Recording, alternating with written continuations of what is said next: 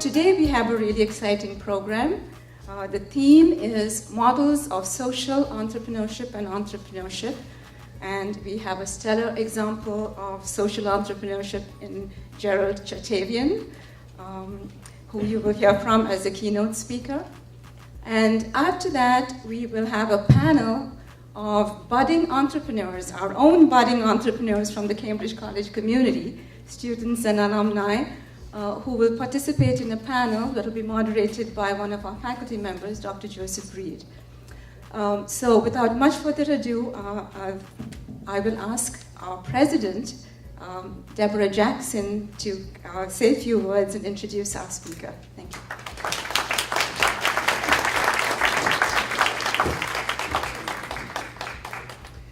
Good evening, all of you. It always is so wonderful to look at this room and see it so full of excited and enthusiastic participants. This has been a wonderful, wonderful, exciting evening for us to anticipate in the planning stages, in part because we expected so many of you to show up, and in part because of our wonderful speaker and panelist tonight, who I'll tell you a bit more about in a minute. But I first want to say a few thank yous. I have a very easy job tonight, and I like that. To thank and acknowledge people who were really responsible for tonight's event, and then to introduce our wonderful keynote speaker. As our dean, Marian Joseph, just said to you, this is a wonderful colloquium that has been held and hosted by the School of Management now for several years, and it allows us to bring all of you together in a single setting and single session. But more importantly, and as importantly, it allows us to bring wonderful, exceptional, exciting speakers from the outside to talk to you about their work and how it relates to what you are contemplating doing with your career. Last year, I understand we had Jeanette Cloud, president of Mount Auburn Hospital, who spoke to us about emerging trends in healthcare, and I know that in our School of Management, many of you are focused on that area. And tonight, we have a speaker who will focus on in a panel on entrepreneurship and social entrepreneurship. Both of which are exceedingly and increasingly important in our economy. And quite with a lot of pride, I think, in Massachusetts, we can boast that we have always been a hotbed of social entrepreneurship. We have been the site of the beginning of so many national movements and trends, innovative programs, and YearUp is right at the top of the list in that regard. So we're very excited to have its founder, Gerald Chertavian. I also want to acknowledge and recognize that we have our very own alumni presenting tonight in this panel. You will hear from Portia Charles, Priya Samant, Anthony Varico, Rosalind Smith, and Adrian Dennis. And they exemplify the kind of energy, innovation, and vision that we are trying to instill and support in all of you, and we're very excited that they've agreed to participate tonight. I also want to acknowledge our Cambridge College leadership. Dean Joseph, Professor Joe Reed, where are you? There you are. And also Cynthia Langley, who's in the back. They've worked very hard to bring tonight to fruition, and I think their vision about what's important for us to share with you has been a critical underpinning of this entire endeavor, so we're excited about that. Thank you so much. And so, without further ado, I want to introduce our speaker to you. And I'm going to a bit read his bio, which you also have in the program, and then just say a few personal notes. But I do want to read it because it is so very impressive, and it is so inspirational. And it's almost so much that you read it and say, how could someone in so few years and quite frankly, so young, have really accomplished all this. I know Gerald is smiling, he likes that part. But it is true. It reflects what can be done when one is passionate and just relentless and fierce in pursuit of a dream. And that's what Gerald's bio reflects. So let me tell you a little bit about him. Gerald launched YearUp in the year 2000, and as many of you know, YearUp is an intensive one-year training program, serves low-income youth ages 18 to 24, and it provides technical, professional, and communication skills that are needed to empower urban youth, young adults, to make successful transitions to either higher education or to a career. Since the year 2000, when he launched YearUp, and think about it, we're talking just 13 years ago, YearUp has grown to have an annual operating budget exceeding $60 million, located in 12 cities across the country, and has become one of the fastest growing nonprofits in the country. It has been recognized by Fast Company and the Monitor Group as one of the top 25 organizations that uses business excellence to engineer social change. It has been named as one of the nation's top 50 nonprofits to work for by the Nonprofit Times. So not only are they doing wonderful things for the people they serve, but they're also doing it in an environment where their employees and the people who are part of it are also excited and feeling empowered and fulfilled. And the duality of that couldn't be more powerful. Gerald's commitment to working with urban youth started long before he launched YearUp. He has actively participated in the Big Brother mentoring program since 1985, was recognized as one of New York's outstanding Big Brothers in 1989. How sweet is that? I mean, really. He is the recipient of the 2003 Social Entrepreneurship Award by the Manhattan Institute and the 2005 Freedom House Award. In 2006, he was elected as a fellow with the Ashoka Global Fellowship of Social Entrepreneurs, and in 2008, he was appointed, through the wisdom of our wonderful governor, Deval Patrick, to serve on the Massachusetts State Board of Elementary and Secondary Education. And then just this past year, in response to a crisis, once again, our governor had the wisdom to turn and tap Gerald, and he appointed him to serve as the new chairman of the Board of Trustees of Roxbury Community College, one of our partners. Gerald was not always on the nonprofit side of the world. He started, in fact, on that big street in New York, Wall Street, as an officer of the Chemical Banking Corporation. And following graduate school, he co-founded Conduit Communications, grew it to be a $20 million company. It was ranked as one of the UK's fastest growing companies, and in 1999, he sold it. It was right about that time, just after he sold the company, that I met Gerald in the year 2000. He also has a stellar academic background, bachelor's in economics, Phi Beta Kappa, summa cum laude from Bowdoin College, an MBA with honors from the Harvard Business School, the things that he doesn't want us to talk about, but I have to, because this is someone who brings excellence to everything he's done. He received honorary doctorates from the Massachusetts School of Professional Psychology and from Mount Ida College. He is on the board of advisors of the Harvard Business School Social Enterprise Initiative and a member of the World Economic Forum's Youth Unemployment Council. He is a former board member of the Boston Foundation, an emeritus trustee of Bowdoin College, and most importantly to us, a former board member of Cambridge College. He published his first book, I believe, YearUp, in 2012, and it is now a New York Times bestseller. I digress for just a minute to also talk about Gerald, the person. I met Gerald in the year 2000 when YearUp was just an idea. It was a vision and it was a dream. And what impressed me most about him at that time was his passion and his belief that if we simply provide for those for whom many doors have already been closed, a powerful combination of hope, opportunity, and skills, anything, all things are possible. He believed that in the year 2000, and look what he has done now. He has changed the lives of thousands of young people through YearUp. Young people who leave that program and are able to secure careers with a future in some of our nation's top companies. And this was his belief that opportunity is the core. And if we provide opportunity and support, all things are possible. He is also a husband, a father, a dedicated civic leader. And I have to stop because now I sound as though I'm making things up, as they say. As my kids would say, Mom, are you just making that up? Because his accomplishments really are so impressive. We are honored that you have served on our board and made such a contribution. We are honored about the work you've been doing for young people many of whom have a connection to Cambridge College and some of whom come to Cambridge College. And we are so honored that you accepted this invitation to be with us tonight. So without further ado, I introduce you, Gerald Chertavian.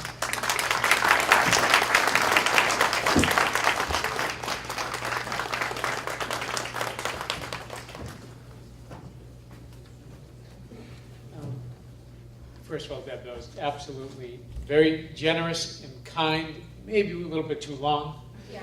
But very sincerely, though, Deb, what she didn't tell you was when I moved back to this country in 2000 and had an idea for YearUp, Deb was one of the very first people I met. And it was in Wilma Hale's offices up on the State Street is where they were at the time, 60 State Street. And Deb was one of the very first people to believe in the idea that I was fortunate enough to work with a group of people to bring to life. So I'll never forget what you did. When you have just a plan, and you have nothing else but your ambition and a plan, you remember who believed in you when you had nothing. You remember that, and the best thing I can do is pay it forward to other young people starting organizations, businesses, dreams, and listening to them when they have literally nothing but the ambition. So thank you very much. I appreciate that, Deb. It's a real honor to be here. I love Cambridge College. It's an amazing institution in so many levels. I say if you want to understand higher education in America today, get on the elevator at 1000 Mass Ave at about 6 o'clock in the evening.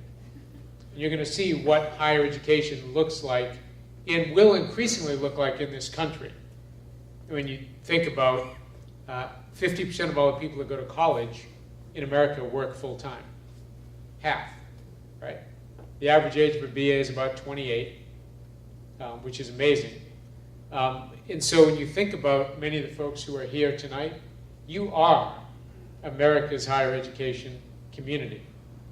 Cambridge College has been, with Eileen Brown as the founder, who I also dearly love,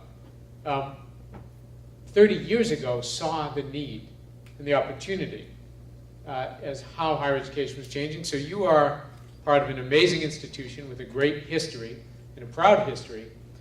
You're also part of, I believe, one of the most important institutions in terms of setting an example for what does America need to look and act like going forward. So never forget, you guys were here at the beginning, right? Because we're going to look back in 30 years' time and we will not recognize higher education in this country, and it'll look a lot more like Cambridge College than it does many, many other institutions. So you're part of something very special. I also am very pleased to be here because I know as I look out at the group in front of me, I'm also looking out at the future leaders of this city, of our communities, of our state, of our country. And we live in a deeply and growing diverse country. Let me ask you one thing. Who's going to lead a diverse society? Who's going to lead a society made up of many ethnicities, races, religions? Who is going to lead that? I'll tell you who is. Individuals who are culturally competent. Individuals who actually have range to talk to all people as equal. Now I know, having sat in on many classes here and been part of this institution for 10 years, one of the hallmarks of it is it values diverse learners. It listens to all people with an equal ear and an open heart. That is who's going to lead America. Because if you think you're going to lead a company in this country in the next 30 years' time and you're not culturally competent, you don't understand how diversity works in this country, you will not have followers. People will not walk with you. So the other skill you're learning here, which we don't talk about in many places in higher education, is education around cultural competency. So understand what's happening here is different, it's important, and it will increasingly grow. And there's a lot of other places trying to act and look like Cambridge, but luckily we've got probably a 35-year lead on that, if not a 40-year lead. So I'll say a little bit of a story. You know the question you always get, who's your best teacher in life? Well, my best teacher, and I've had some wonderful instructors and professors, and I've been blessed to have two parents who were very good to me, but my best teacher was a 10-year-old boy from the Dominican Republic. who I met back in 1987 when I was working on Wall Street, as Deb had mentioned, and signing up with Big Brothers, which I'd done when I was 18. I was now 22 working on Wall Street. And I met a 10-year-old boy who lived in, at that point, was the most heavily photographed crime scene in New York City. Now, I don't know if anyone was in New York City in the 1980s, but that was the height of the crack AIDS epidemic. And it was brutal what happened in urban communities. And so my little brother, David, who's now 37, and married, 3 beautiful children, college educated, lives in LA, owns his own condo, and this year, he wouldn't mind me saying, he will gross in his kind of individual sole proprietorship $220,000. He's got a few contractors, a few folks who work with him, but he's an animator, runs his own animation business.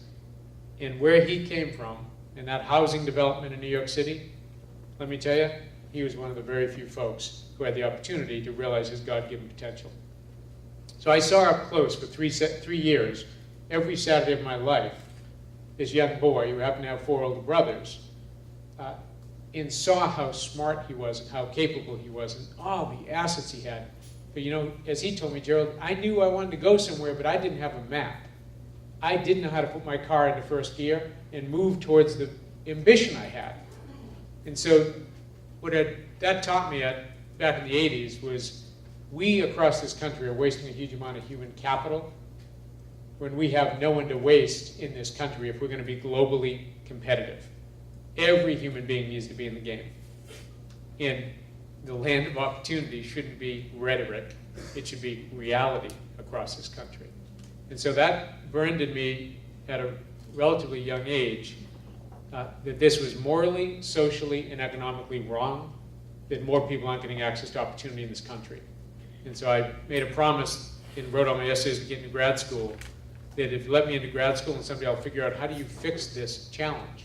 But not see it as a challenge, see it as an opportunity to give young people the access they need to realize their God-given potential. And, but just a couple quick things. I came out of grad school, I was $100,000 in debt. Right, I'd maxed out 17 credit cards. Has everyone ever played that credit card game?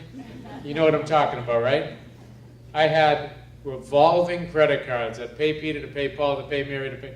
Man, that was not easy. When I came out of Harvard Business School, I knew Sally Mae's name better than my wife's name. You also know what I'm talking about, right? Who knows Sally Mae out there? Because she is relentless in calling. She tracked me down to London. I tell you, that was hard. So I knew I needed to get stable. And so in order to get stable, I had the good opportunity at that point. It's a little bit about entrepreneurship. The smartest guy I met at Harvard Business School, Andrew Cousin, smarter than anyone I'd met, he said, Gerald, technology is going to be huge. And this was right before Windows came out, before the internet was really even a word that we used. And I said, wait a minute, the smartest guy I know is telling me technology is going to be huge in this world. And so what did I do with zero knowledge or prior experience, or one programming language I took in college? We started a technology company. And there's some good lessons that came out of that, but we were very, very fortunate to be in technology in the 90s where all leaky ships went up with the tide, right? And our ship was just as leaky as anyone else's. We did bootstrap the company to about $20 million in revenue. We sold it for way more than it was worth. And then we all looked at each other, the gentleman I had as partners, and we said, bulls and bears make money, pigs get slaughtered. And that was a really important lesson because you could sit there and think, boy, we're worth more and more and more. And we said, you know what? We can look each other in the eye and we know this business is being overvalued today. And at that point, we said it's now time to sell this business and get out of it. And honestly, take what we could because we knew it was overvalued. And so it was a good lesson in being humble and recognizing good fortune rather than thinking you're going to get more and more and you're in it and you're great and you're this and you're that. The difference between being very lucky in business or making a lot of money in business and not is a razor's edge often. And it's luck and timing as much as it is deep hard work and passion and commitment and all the other good things. But anyone who's ever been fortunate in business, and I've been an entrepreneur now for 20 odd years, I will tell you, it's as much about being in the right time in the right place as it is about your own gifts that one may ascribe to you. And here's how I know that. We sold one business that we grew, that technology business. The market, Wall Street, ultimately valued that business at $400 million. That's a lot of money, right? That's good for Wall Street.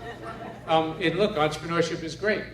But it was overpriced by probably 20 times.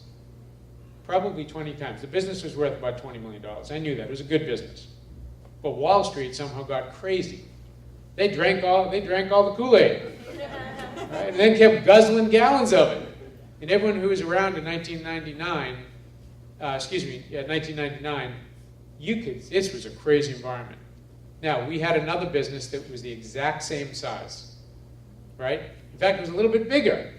And we sold that to another public company. And that public company went bankrupt over the next year. You know how much that business was worth? 0. 2 businesses. Both good businesses, both profitable. One sold for 20 times what it was worth. One sold for what it was worth and went to 0. So if you think for a minute, if we came away from that thinking, hey, we're this and that, we were bloody lucky. And so humility, to me, is one of the most important things about, if you're lucky enough to be successful, remember how humble one should be with that success. So that, what it did though, is it gave me the opportunity to go back to the essays I wrote to get into graduate school and start YearUp, which mission is simple. In 1 year, we work with low-income 18 to 24-year-olds and move them from poverty to a professional career. That's what we do. It's the only thing we do. We're not good at anything else, but we're really good at that specific job. And the fact is, there's millions and millions of young people right now in this country who are out of school, out of work, and don't have more than a high school degree. At the same time, we've got 3.4 million open job vacancies in this country. We have a supply-demand problem in America, and we have the talent that can actually fulfill that demand, but we are not allowing that talent the access and the opportunity he or she need to get into the game. So YearUp was designed and has always been designed to close what we call the opportunity divide in this country.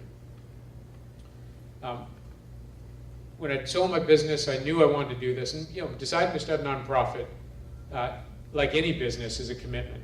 And I said, if I can't commit 10 years to it, we shouldn't start. Because selling a private business, you stand to win or lose yourself. You start a nonprofit, you have a community you're now beholden to and responsible to. And I remember when I came back to Boston, and I was in Roxbury, in Dorchester, I was in Bowdoin, Geneva. And someone said, what are you going to do? And I told them, and they kind of looked at me. And I'm sure they were thinking, rich guy, white guy, you're really going to come and work hard in our community? You're not from this community. And I remember saying, the only thing I ask is judge me in 5 years' time by the quality of our actions. Nothing else. Nothing I say is relevant. The only thing that matters is, did we serve well? Did we serve young people well? And so we started with the 22 students back in 2001, and the program has been successful. We're now, by the beginning of next year, we'll have served 10,000 young people across these 12 cities. And you know why it's worked? Not because I'm anything special, I'll promise you that. My wife and children would confirm that very, very quickly for you. It's worked because those young adults are the talent this country needs. And the young adults we serve are as smart, capable, hungry, hardworking as anyone in this country. They happen to be born on the wrong side of the opportunity divide, right? And we live in a country now where a zip code is a more likely predictor of your success than many, many other things, and that is wrong. We live in a country still with discrimination. We live in a country still where your bank balance and the bank balance of your parents is the best predictor of how you're going to do in your life, right? That is wrong. Think about the words we use, land of opportunity. If it's a land of opportunity, the things I just said to you would not be true. And so for YearUp, we've been fortunate to grow because those young adults have been successful. And 85% of our grads earn on average $30,000 per year. The average student who came to us before they got there earned $5,000. So you imagine going from $5,000 to $30,000 and earning credits at Cambridge College, which we're blessed to do and grateful for, our students are on a totally different trajectory. The best way I can describe that to you is a gentleman, Greg Walton. And Greg grew up in shelters, never knew his dad, and I can talk about him because he let me talked about himself for our book. He never knew his dad. He spent about 1.5 years in South Bay. For something, he said, I made a mistake, I paid for it, I did my time, and then I'm out. And so, if you looked at Greg as a man of color with 1.5 years behind him in prison, having grown up in shelters and never knew his dad, let me tell you what the odds were right now for Greg in this society. A society that has industrialized the criminal justice system, in a society which locks up more men of color than they educate, in a society, humbly, that actually has a new form of Jim Crow called former felon in this country. Right? That's my humble belief, and anyone may not share it, that's my belief.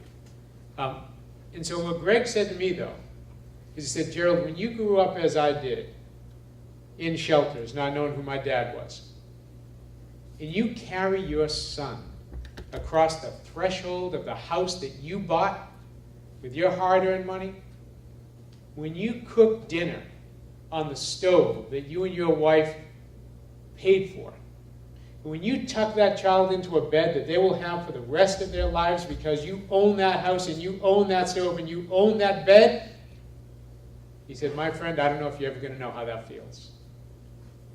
That's what YearUp does. And Greg didn't need a handout, I promise you. He's been at MIT for 6-7 years now. He's doing fantastic. He's a great dad, great husband.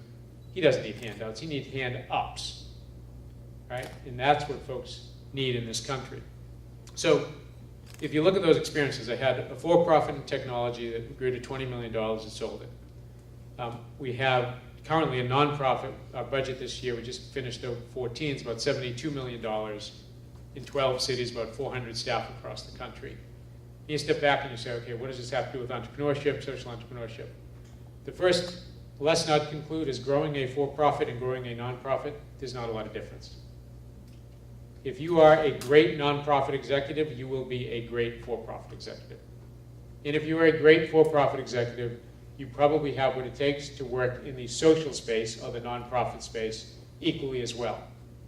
And I can promise you the differences are fewer than not in how that works. The only difference, when you think about YearUp, we create a ton of value, right? Think of all the young people who earn money and get jobs and careers. So we create massive value. We just choose not to capture the value privately, right? Private companies create value, and the owners capture the value and put it in their pockets.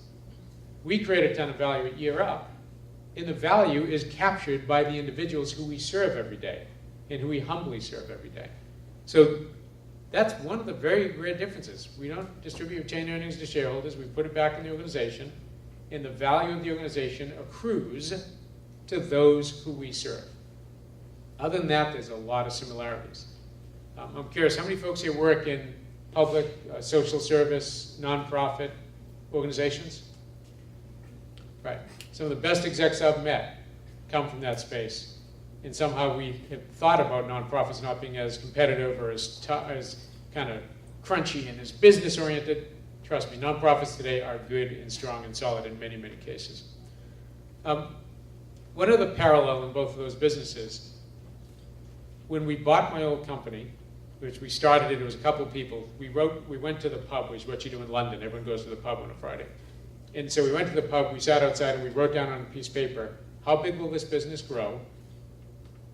And when will we sell it? And for how much will we sell it? We put all those pieces of paper away, and we put them in someplace safe. And ended up, we were about 20 times less than we ultimately did. So we undershot our ability by 20 times. At YearUp, if you look at my original business plan, the grandest vision I had in my entire life, after which please bury me and hope I did a good job, was if we could ever in our wildest dreams get to 10,000 people, we would have done everything we ever dreamed of. We're going to hit 10,000 next year, and we just got started. So 2 times, at least in my business career, we thought too small. And so as you think about entrepreneurship and being an entrepreneur, you've got to have the courage to think big. Right? If you don't think big, there is no way you're ever going to get there. And if you do think big, you just might. You might get there. But if you don't start out with the courage to think big, and I remember when I first at YearUp said we're going to touch 10,000 people, and people laughed at me. Even members of my own family laughed at me, which hurts worse. And now to think, wow, we really have just started and we're already getting to 10,000, and now we set our sights on 1 million. And the same people come to us and laugh and snicker and say, oh God, there's Chertavian being crazy again. But you know what? Those young adults out there deserve someone thinking big on their behalf, and deserve a country that provides them with that opportunity. So yes, we're going to think big, and yes, you risk failure when you think big. But the real risk in life is actually not thinking big. Right? The real risk in life is not taking risks. That's what actually creates chains and enslaves us, is actually not giving ourselves the liberty and the belief and the courage to think big and believe what you can do and think what your future could look like. That's certainly a lesson that's been proven a couple times to me. A few other things, and I'll happily open up for questions. In my opinion, expertise is overrated. Persistence and determination are not. So when I started a tech company, I got a B- in Pascal programming in 1985. It was the only time I'd ever taken a technology course. I'd had to buy a book that was titled Databases. And I had to sit down over the weekend and read it because I didn't know what a database was, and I was starting a database company. Probably not starting from a good place, right? When we started YearUp and when I first met Deb, she could legitimately say, have you ever run a nonprofit before? Nope. Have you ever served a young person coming from a low-income urban background? Not in a school setting. Have you ever opened a school? Nope. Have you ever done anything remotely close to this in your life? Nope. Are you trained as a professor? No to everything. But you know what? Here's the thing. If you want to do something in your life and you're determined to learn, you're determined to spend the nights and the weekends and the internet hours just being ravenously hungry to learn, you can make up darn quickly for not being an expert in something. And so, at least in my life, several times now, is if you are willing to do what it takes and learn, in learning today, you do it yourself, right? It's self-driven. There's Friedman wrote in the Times this week about a motivation gap. He said the differentiator between today and tomorrow's citizens is motivation. Because a lot of that education is going to be out there and it's going to be accessible in broadly available forms more cost effectively. It's the motivation to go out and learn it. So I would say that don't limit yourself by what you may not have the experience in yet, or the expertise in, and reward yourself to say, you know what, I'm going to out-hustle the person next to me in terms of lifelong learning and being voraciously hungry to keep building up your arsenal of knowledge. A couple of the thoughts. In both organizations I ran, we never had any business problems. Guess what we had? People problems. Right? Who's feeling that, right? Who's a manager out there? How many people manage others? Right? Wouldn't it be so much nicer if there are no people? I mean, seriously. And so I've often believed that you can solve most things business-wise. Strategy's not that complicated. Getting things right in business is not that complicated. But getting the right people on the bus, in the right seats, doing the right job is really, really hard. It takes a huge amount of emotional intelligence, as well as maybe a few IQ points. But I'd argue as equally as much emotional ability. Daniel Pink, some of you may have read Daniel Pink's work, he would say people come to work today in a knowledge-based economy because they want purpose, autonomy, and mastery. Right? They come to work for purpose as well. Well, in a nonprofit, man, I get a lot of purpose I can sell. Right? It feels real good to work at YearUp. Old company was, hey, we're all going to make money. It's not that making money feels bad, but it's really not that uniting. And it really doesn't keep people there. Coming to actually close the opportunity divide in the country, people come every single day because they have purpose in their lives and it's meaningful to them. And that's a much better workforce to actually get your arms around, to motivate, to lead, and to have an opportunity to partner with. Pink talks about autonomy. We're knowledge workers. People want to feel like they have some autonomy in their lives. How many people here have children? Right? First thing I do every year is put in the 30 school visits per semester that I'm committed to do.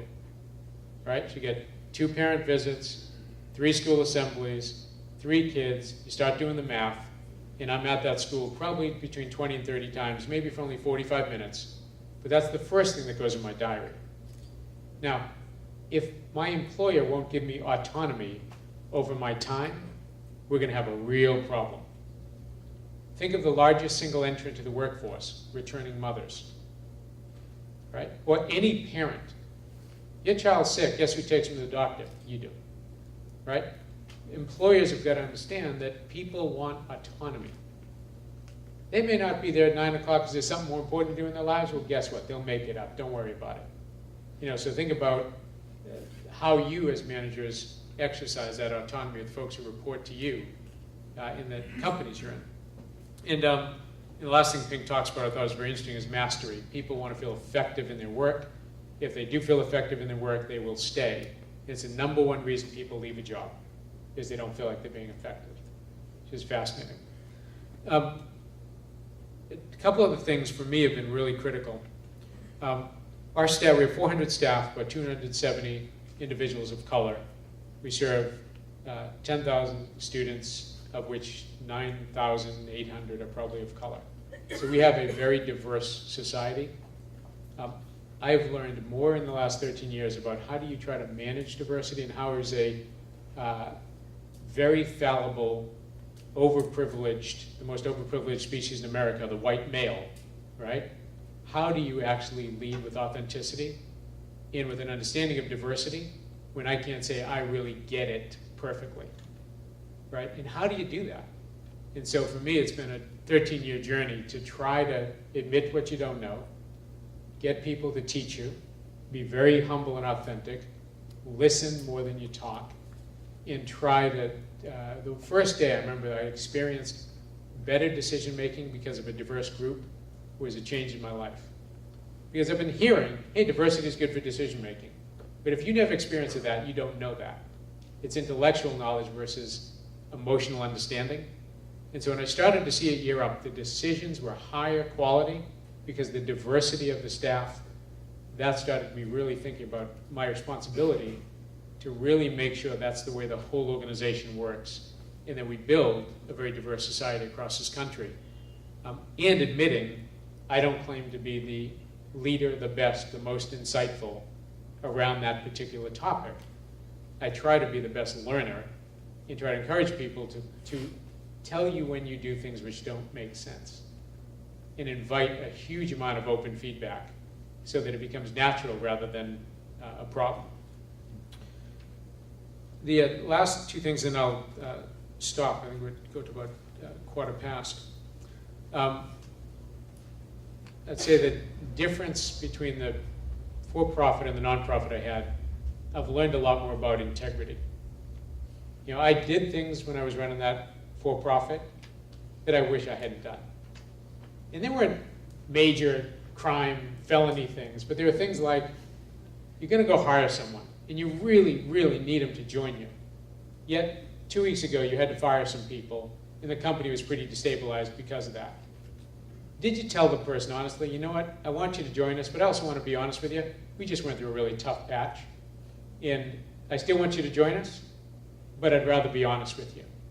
And I'll never forget the day that young man, his name was Koi Tu, he said, you know what, I don't think I can trust you. Because he did join us. But he came about 2 weeks later and he said, you should have told me that the company just went through a tough time. He said, and you could have told me, and you should have told me, and you know what, I still would have joined your company. But the fact is now I don't know if I can trust you. And his words really cut to me. I was only maybe 32 at the time. And it started me thinking, okay, as leaders, what's the highest thing you need to be attended to? Whether it's an entrepreneur or a business manager, but as a leader, man, your integrity, there is nothing more important. Not that we don't all make mistakes. They say if you want to call a saint a sinner who's trying to get better, then call someone a saint, right? I mean, we're all trying to get better. We all make mistakes every day. But really trying to work hard on your integrity. You know, and so I think that one thing that for me has been most poignant is I think I'm a better leader today because I'm trying to please less people by saying what they need to hear and want to hear and just call it like it is. Be comfortable with conflict. Be comfortable that people are going to disagree with you and that's okay. And so I wish I could have gone back and done some things differently when I was younger because I was way too wrapped up in how people thought of me, and then you realize leadership has nothing to do with you. Right? Leadership is about creating space in which others can take action. You know, the definition of leadership is other people come forward and lead and do things. You know, they say there's no limit to what you can achieve if you give away all the credit. So I think if there's some differences there, I've been trying real hard to say, how do you get better at this? Because I feel like the stakes are 10 times higher at YearUp than they were in my old organization. And therefore, there's a higher premium on trying to get those things right. The last thing I'll talk about, and I say this to our staff pretty much every day. I think being a leader is about repeating the same thing over and over and over again and not being too tired of it because you get a lot of people. I would say if you're going to lead in this institution, you've got to do 4 things. Number 1 is every single day, model and demonstrate the values of the company. Call out the people who are doing it really well, hold them up and let them know. And if someone's not doing that, call them out and let them know. Every day commit to upholding the values of the company by modeling them and being willing to recognize and or constructively advise folks in terms of how they're living out the values of that company. And paste them. If you go in our organization all over the country, our values are everywhere, literally. The second is we follow something called high support and high expectations. It's our operating principles. We support one another and our students very deeply. We also set a very high bar for ourselves and our students, and we do not lower it, period. Because of that, I say to leaders, again every day, are you upholding those 2 core critical operating principles in everything we do? And you know, they can go through their day and say, how are they upholding that? The third is connecting people to the inspiration in the work. You know, when you are grading the 100th paper, right? Or if you're signing the 2,000th check as someone in finance, leaders have to make sure that people realize what it is they're doing and how it connects to the mission of the organization, of where that organization is going, how important it is, that every single job done well adds up to that mission. And so leaders have to make that connection for folks. And I think the last thing leaders have to do well is relentlessly develop your people. Never miss a chance to hold someone up, give them a stretch assignment, find a course that they could take, push them into a fellows program.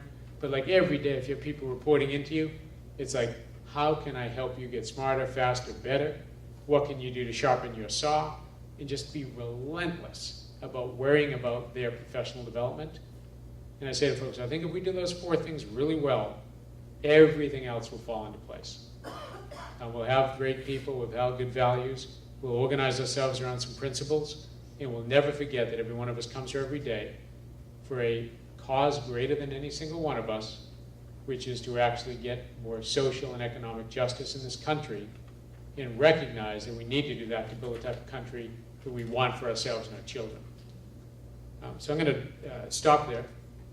I think Deb, folks said that if folks had questions, I'd be happy to do that as well.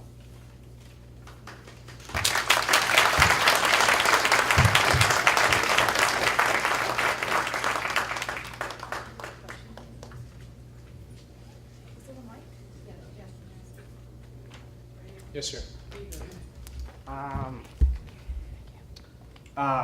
My name is Adrian.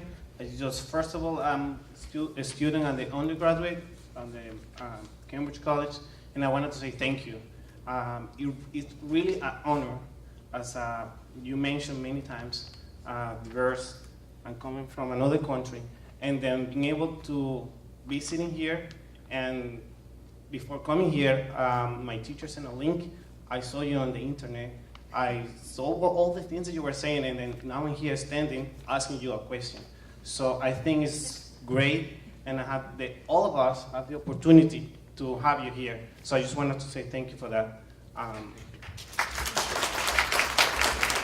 Thank you. So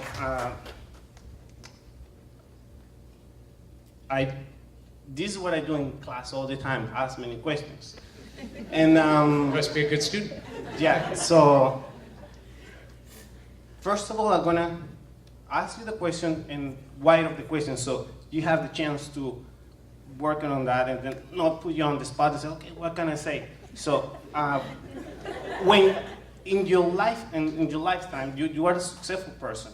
So we can see over and over successful people and say, oh my God, I would like to be like him. I would like to be in the shoes. I would like sometime in my life being there. And I'm pretty sure we are gonna make it because that's why we are here. We are fighting, living the dream, and then in the future, we will do it. I believe that in the future, I'm going to see my classmates and say, do you remember that in 2013? He said, yeah. So this, through life, I'm pretty sure people ask you, how do you do this? How do you do this? How do you do this? I would like to know, when you face challenge, when you face things that are in the middle, when you face it, you have the vision, you have the dream, you have the plan, you have everything, but never goes like beautiful.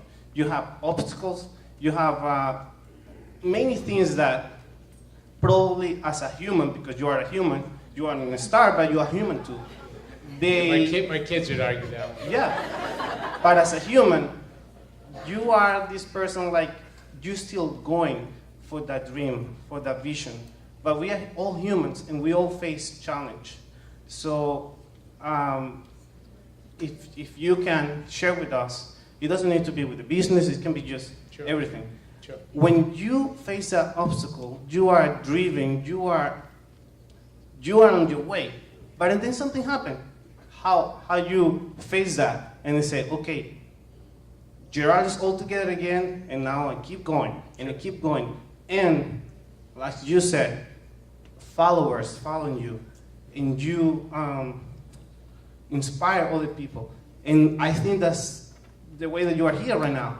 I'm pretty sure all your life you have been faced with so many challenges. When you face that obstacle, how you put together yourself again and then say, okay, here we go again. So, Thank you. You're welcome. Thank you. So about 10 years ago, I read something that, I was thinking, like, it's funny how things you read change your life. Then that always scares me. I'm like, oh, what haven't I read? I need to read a lot more. And I started doing something 10 years ago that for me was very cathartic, is in every morning, before you get out of bed and put your feet on the floor, thank God for what you're grateful. And so I had never done that before. And I started saying every day, I'm grateful to God for the health of my children and the love of my wife, right? And the fact I get to do meaningful work every day that I really love to do. And then I get up and put my feet on the floor. And you know what's funny? You go to bed happier if you keep reminding, even when there's, if there weren't obstacles, you wouldn't need managers, right? I mean, if everything flowed perfectly, you wouldn't need people to sort things out. So when I see an obstacle now, I really try to put it in context. And so at YearUp, we live in a very, very wide emotional spectrum. When you talk to a young person, listen to Greg Walton's story about going from homelessness to home ownership, that is as joyous and tear-filled emotional joy as I could ever imagine in my life. It just cuts to my core being. At the same time, very sadly and deeply disturbing, I've had to bury young people, right? I've had to pay for the coffins. I've looked into the coffins at the cold lips of an 18-year-old who 3 hours ago was turning in his paper, right? So a bad day for me is that. That's the only thing in my life that's considered a bad day. Everything else, I calibrate and say, you know what, it's just not that bad. That's not a real problem, right? That's just something we're going to get through. We'll figure it out. We're smart. So I do benefit from being an optimist. I do think you can conquer most things. And I try to say, look, always remember what you're grateful for. And remember what tough things really are. In our students, when I wrote the book on YearUp, I almost couldn't write it because I was writing about students I knew who were sleeping rough in New York City. And a young girl describing how you sleep on a slide and curl up in such a way that you won't get sexually abused because no one will find you.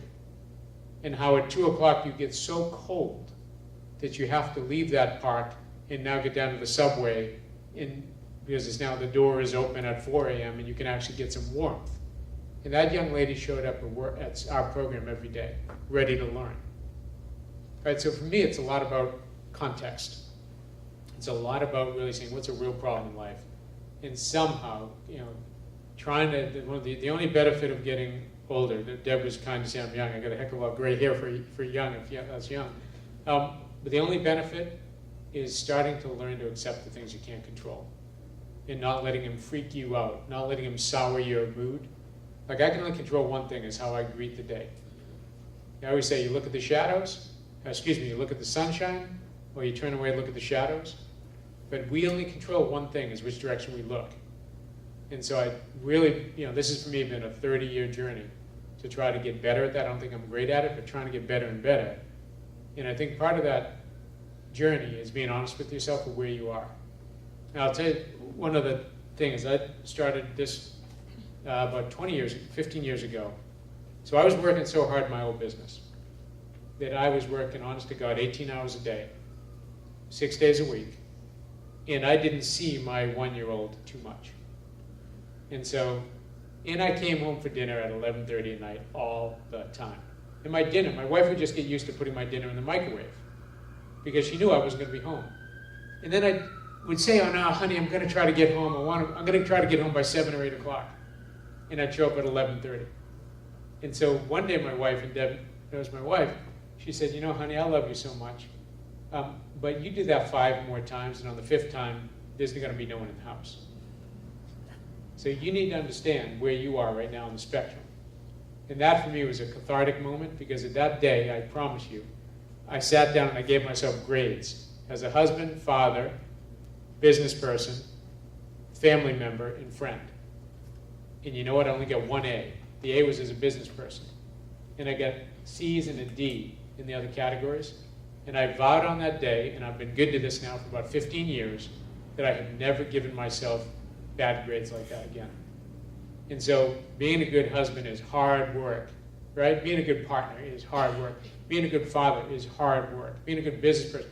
But you know what? When those grades, if they start to get out of whack, have the courage to change them and make the changes in your life that allow you to be attendant to all the stakeholders in your life, right? That is so important, and I've been blessed that I can look myself in the mirror every year and say, what are your grades? And I haven't turned away and said, I'm embarrassed by the grades I just gave myself. So I would encourage you, that's success. Money is not success. Success is getting the grades you want in the areas that are important to you and those who you love. That is, we want to be a success in life, and God knows how the society would get to a point where we valued money over success as fathers, husbands, community members, friends, and family members. But that's sadly what we're trying to not undo, but trying to live in a way that's better than being attendant to whether I get a Rolex or a BMW. I mean, it's just, that's where we are, but it's crazy. Right? So I'm on a journey. I'm not there yet, but that's what I'm trying to learn. Thank you.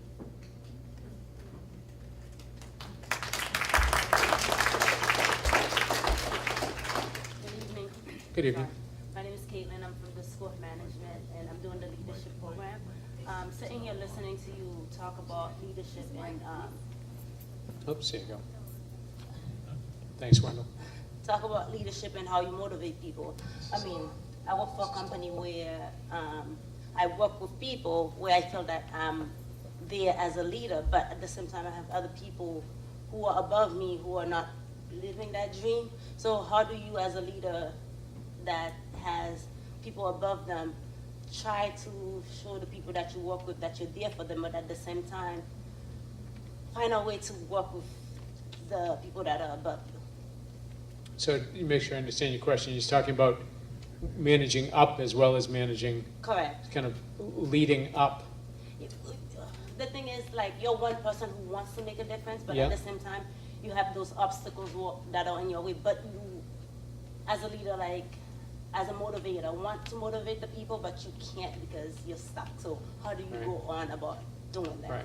So, I mean, my experience is people notice more than you think. Especially when you're in business that one may not always get the feedback, but people notice what leadership looks like and how it shows up. And it doesn't always have to be arm waving and loud. Leadership can be very quiet. You know, people notice who cares for other people in an office, who takes extra time to say, hey, you had a tough day today, can I be helpful? You know, leaders notice people notice who gives away the credit, who doesn't try to use the words I in every sentence. And so I would argue that if you go down a path and you live and try to lead in the ways in which are authentic and good for you, that if after a period of time people don't recognize and reward that, and at the time you're asking for feedback constantly, you know, around leadership. And so, because it's a journey.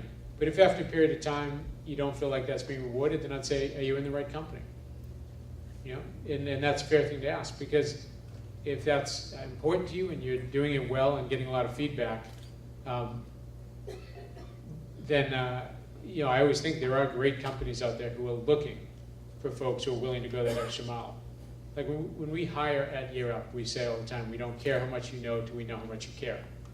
We'll spend 2 hours in an interview saying, why do you want to serve low-income young adults from Roxbury and Dorchester and Mass? Why do you care? Like, we will literally, and I know people kind of cringe, so when he said, I said, I'll spill blood for a young person. Happy. No problem at all. People kind of think, that's strange. It's like, well, if you don't care as much as I do, why in Lord's name would we want you in this company? So prove to me you care. And take 2 hours. Take all day. I don't care. Because if you get someone who really cares, they will be great in this organization. Well, it's our job to find them space. So, you know, I would say that, you know, you think a lot about the culture of your company, right? Is it a culture that you believe in? And I know there's only so much one person can do, but people do notice more than you think. And if they're not recognizing it after a while, there's a lot of companies looking for great talent out there, including ours. I applied. You guys didn't call. Thank you. Maybe one more question, and one of the things at YearUp is we're very careful to try to finish on time. So there's one more question. I'll take that, and we'll finish right at 7:30. Thank you. Hi. Hello. My name is Anna. I am one of the students in the Master of Management program. And you say one more question, but if you allow me, can I have 2 questions? You seem like a person to be very hard to disappoint. It's just because the second is more a curiosity, but I guess it's valid. So here it goes. This is the first question. How do you measure the long-term success of the YearUp graduate? And what other services YearUp has available for the alumni of YearUp after they graduate? Yeah, it's a great question. I am particularly interested in the graduates from 2000, 2001, 2002, how Sure. they've been doing after 10 years. That's a great question. And the second question is more a little bit personal, but anyway, what makes you, in your heart, to take the decision to change from the private sector, obviously being a successful businessman in the Wall Street, to open a non-profit organization to serve disadvantaged young people and bring it to this level that you have Sure. attained? Thank you. Thank you. So the first question, I talk to our students. In fact, I was down in Providence talking to our young people. I talk to students all over the country. And I can look each one in the eye and say, I believe you'll be part of leading this movement to close the opportunity divide. Now, part of that is you get we have students now who supervise 25 people, and they've hired like 10 YearUp graduates and 5 YearUp interns. So the students we serve become the customers because they grow up in corporate America. We work with Facebook, Google, LinkedIn.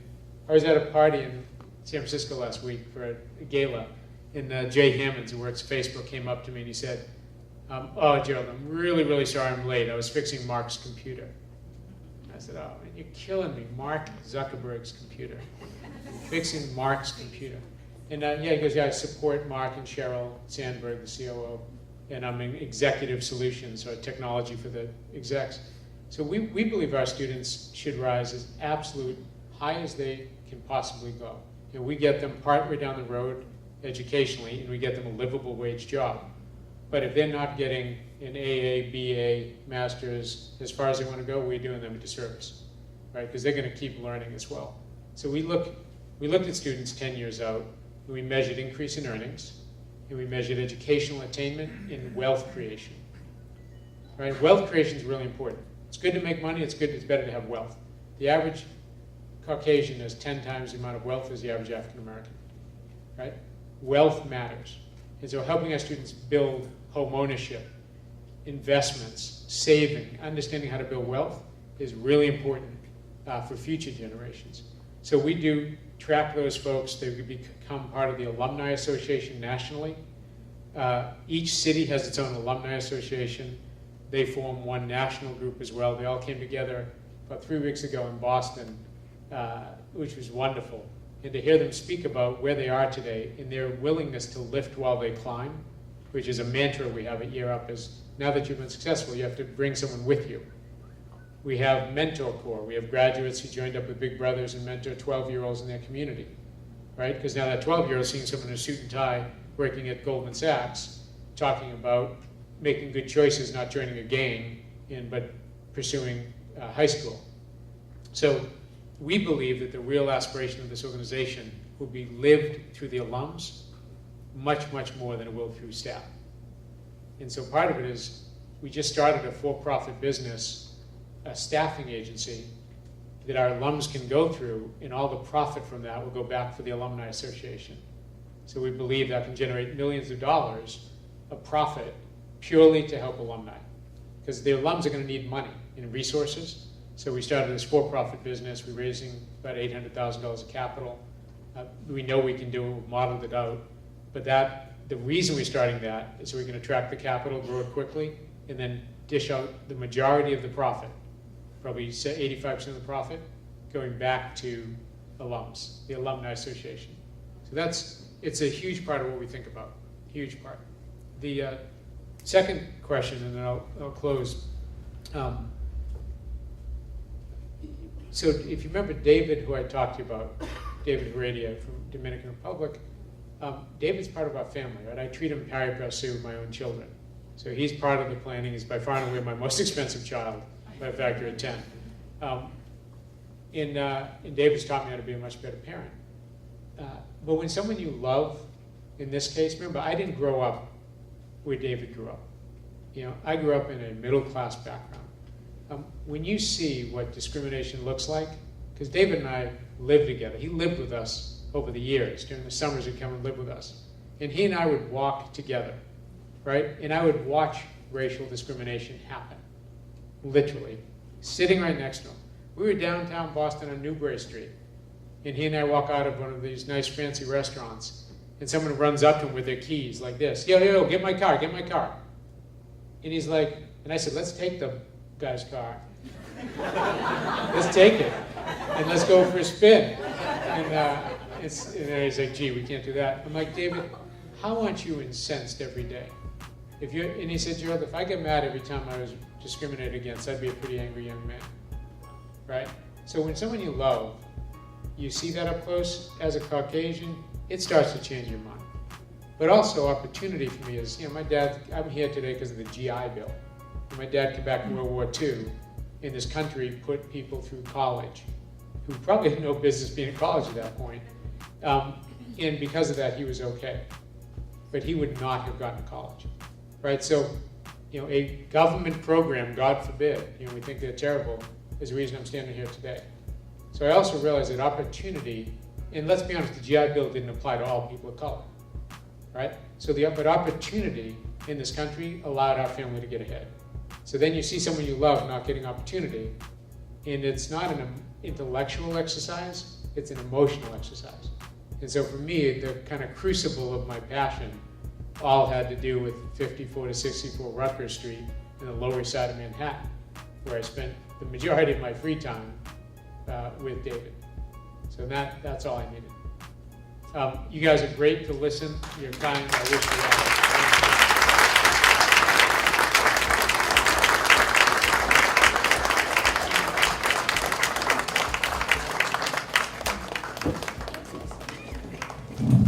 On behalf of you all, I want to say thank you so much to Gerald. Gerald, we were so excited when we heard that you were coming to speak to us. All the students were Googling you, reading your articles, looking up your book, and I have to say, I believe I speak for all of them, all of us, to say that all our expectations were fully met.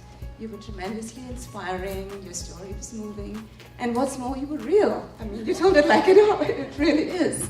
And your humility and sense of values, I think you share so deeply with Cambridge College, you're really valued. Thank you so much.